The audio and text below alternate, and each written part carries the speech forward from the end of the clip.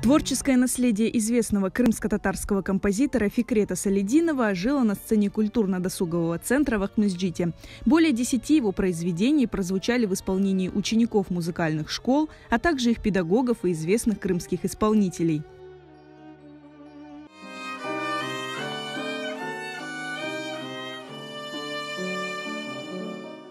Проект «Ожившие страницы рукописей творческого наследия Фикрета Салидинова» – задумка художественного руководителя культурно-досугового центра Арзыни Митулаевой. Я в интернете ознакомилась с музыкой Фикрета Салидинова, и он меня так заинтересовал, потому что я по образованию музыкант, и думаю, как же я не знаю этого композитора.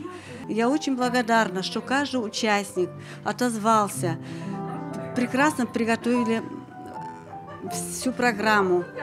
И наш концерт прошел с успехом. И я верю, что этот концерт прозвучит на многих сценах.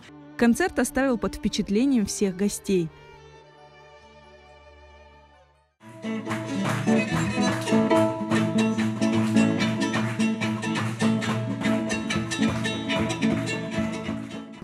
И я рад, что я сегодня здесь.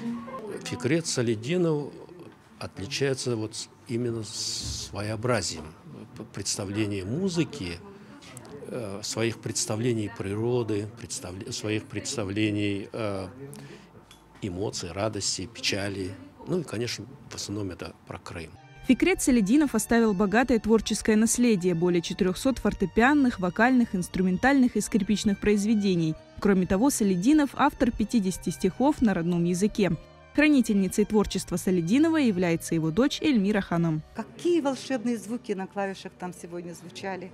Как папа смог так волшебно нам донести эту музыку. Я под огромным впечатлением. Мне было очень приятно, что детки исполняли. Я скажу честно, я сегодня ночью, когда летела сюда, у меня такое ощущение внутри было, что я лечу к папе.